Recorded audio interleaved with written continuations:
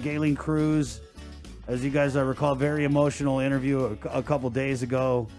She was seeking caregiver status. Her husband going into surgery today on a Thursday, and we're going to bring Gaylene on now in the KUAM News Zoom room. Gaylene, well, good morning, first of all. Hi, Gaylene. Good morning. Good morning. And we're just to catch people up on the developments. Were you allowed to visit your husband yesterday at GRMC? Yes, they gave me 1 hour. It was supposed to be at 3 o'clock, 3 to 4, but they moved it 6 to 7. So I was able to see him for 1 hour, which my husband mine is like, we gotta take it or leave it, and he said 1 hour is better than nothing. So we are grateful for that. However, it's not what we asked for, but we can't always get what we ask for. How did that transpire? Who called you and told you that it would be okay for this 1 hour only? Well, I want to thank Mr. Francis Santos for keeping his word after our interview. He did call me up. He did do a follow-up and said that the head nurse will be calling me. I didn't get a call that day. I got a call early the next morning around 9 o'clock. And they told me that I can come see him at 3. And then at 2 o'clock, they called and said they moved his dialysis, because my question was, isn't he having dialysis? So what happened was they moved it to an earlier time, and they called me at 2 and said, can we move it to 6? I said, I have no choice. Of course I will move it to 6. He needs his dialysis. So I was able to see my husband, and it was very emotional. You know, the first thing he did was break down.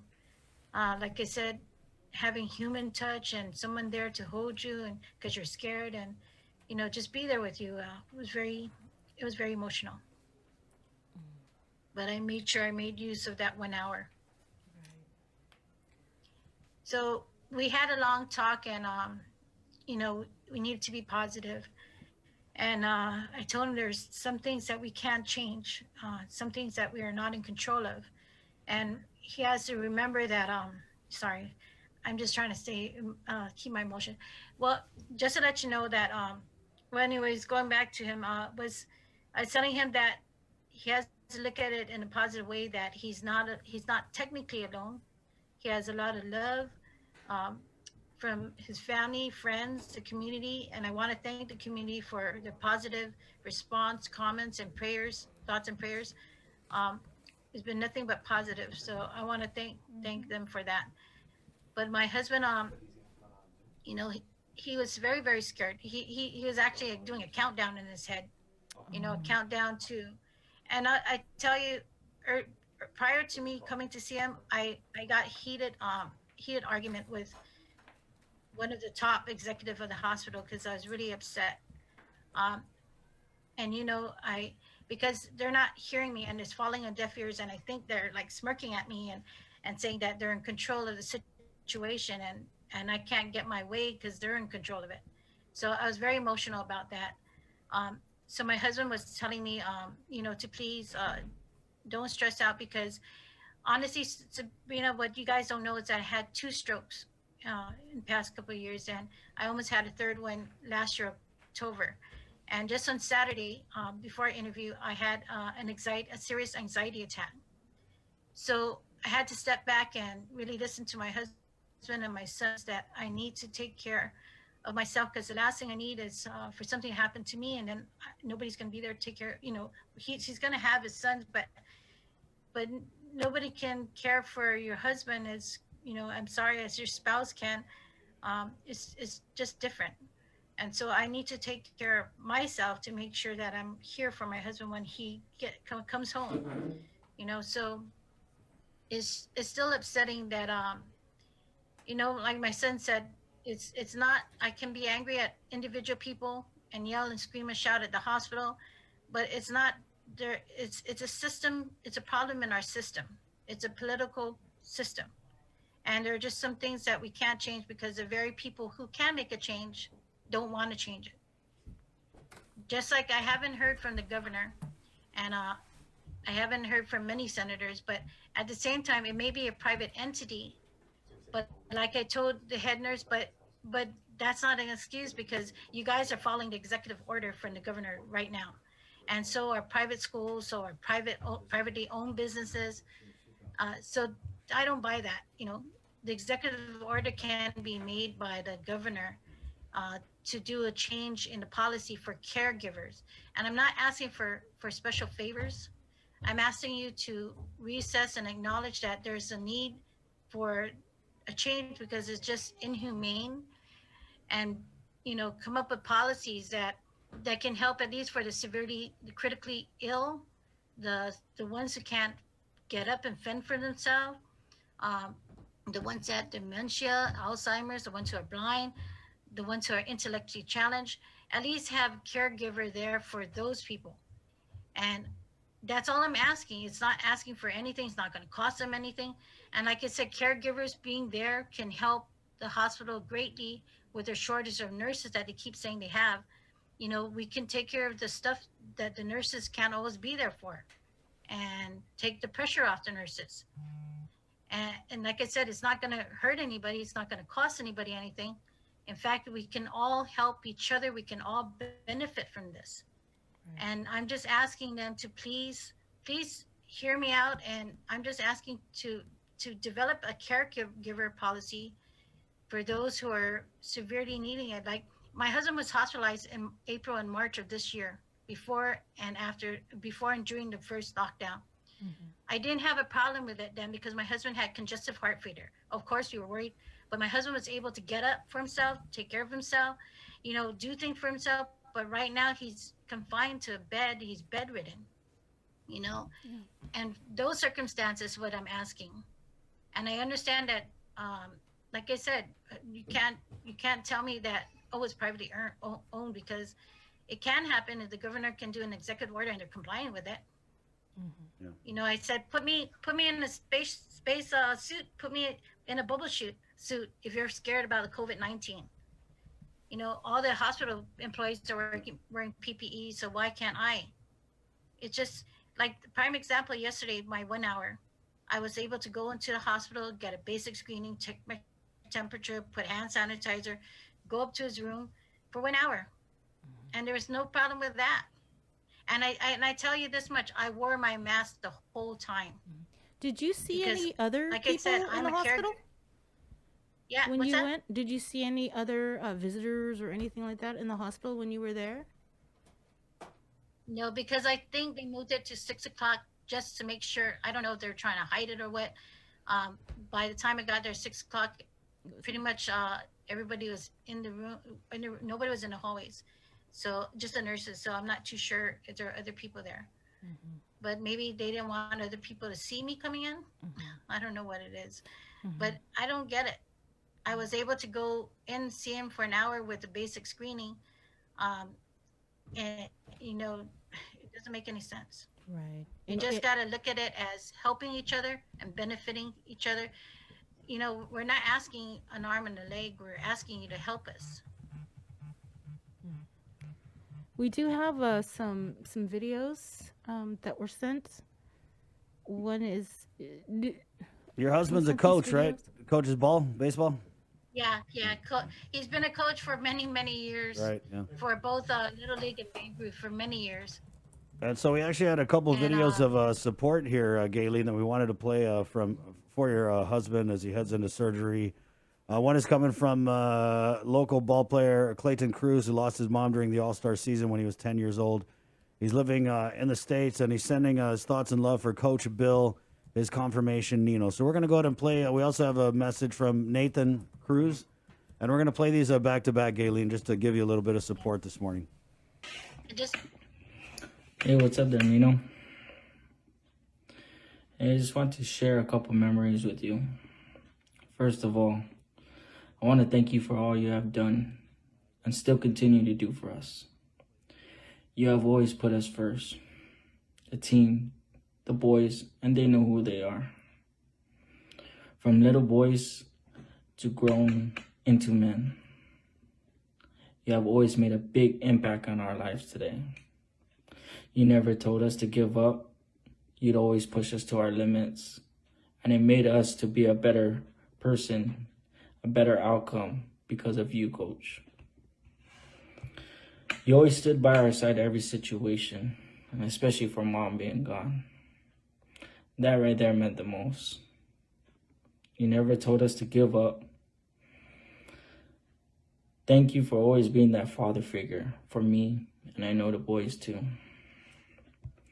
For caring for us through baseball, the practices, the games, the bond that we have created among us.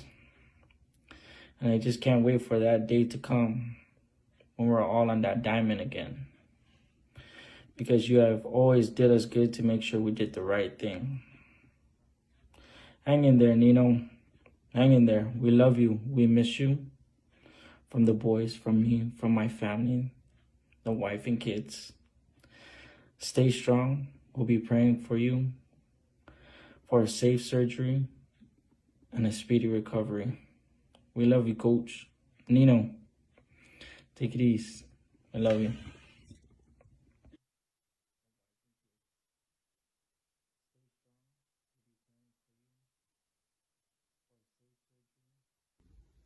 What's up, Coach? So I heard about the surgery that's coming up for you.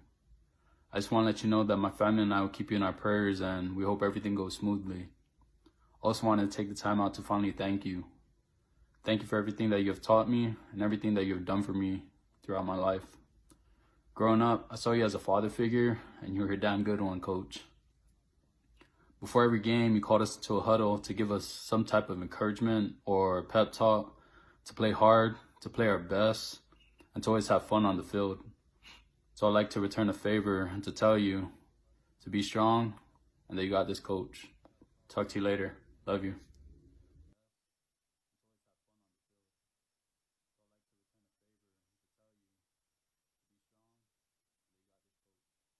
Talk to you later. Love you. Gaylene, what was it like to get these messages of support from the players? And then could you also tell us a little bit about your husband, Coach Bill, and which teams he coached, so that people out there listening could know? Sure. Yeah, my husband's been a coach for many years, and I've been the manager for the teams. We've been a team ourselves. So he's had Mangilao Tigers when they were he got Mangilao Mets. Then now he had Barragata Crusaders. Long time coach. And so when I got the videos from the kids, I did send it to him to try to get him to remember when he goes into surgery that he has people rooting for him, people praying for him, people who love him, and that's why we need him to be strong and continue be strong and fight for his life. You know, so he's every surgery has a risk, so we're really praying hard today. Really praying hard. Uh, So I'm sorry, Chris, what was the other no, question? go ahead, Gaylene. Okay. Yeah, so like I tell my husband, it's like what he tells baseball players, you go out there, do your best, be strong, have believe in yourself, and just hope for the best, because right now, at this point, we can't just make a change overnight. Um, we just have to leave it in God's hand, and let him take the will. And we've been through so much in the past years for all of his medical issues, so I don't see why we can't get through this. Losing a limb is a big thing. It's not just a typical surgery. It's a big thing. So I tell him, no matter what it is, he's still going to be the same person. We're still going to love him. We're still going to be supporting him, and he's not alone technically in that manner, because I promised him I will never leave him alone. I will never let him suffer. I will always be there for him. I made vows, and I promised him, as long as I'm living, he will be taken care of very well.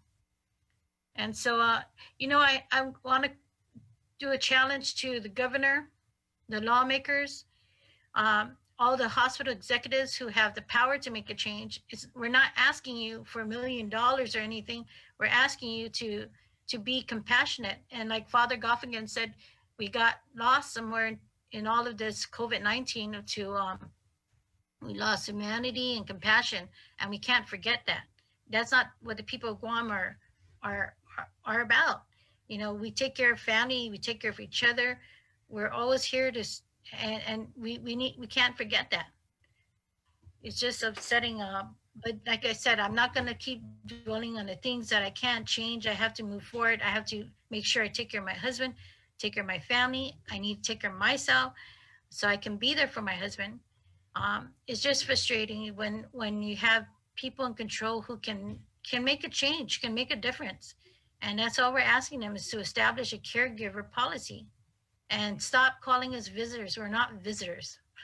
We're caregivers, you know, and I'm going to be an advocate for that. But just to let you know, after today, he would be considered a person with disabilities. So I was doing some research and I read a lot about lawsuits during the COVID-19 for caregivers, mandatory that people with disabilities have their caregivers because that's their right. And so I really don't want to go that route. I'm trying to be very very patient about this. I'm very angry. Let me tell you, if I was to rant and rave, that's not going to change anything. Like my son said, that's not going to get us anywhere. He said you have to stick to the point, and the point is to change policy, and that's all we're asking. Right. Gaylene, we're having Lieutenant Governor Josh Tenorio scheduled to come on the show at 8:15. What would you say to the Lieutenant Governor of Guam? Because I know they're watching. I mean, you already tried the governor.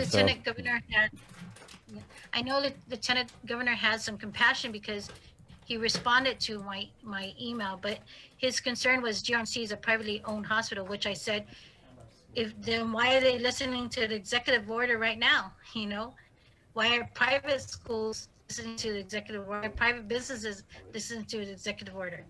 So the executive order, the only way that GRMC will comply is if there's an executive order coming from the governor. Because like he said, they're privately owned, which I understand, but they can make accommodations. They can.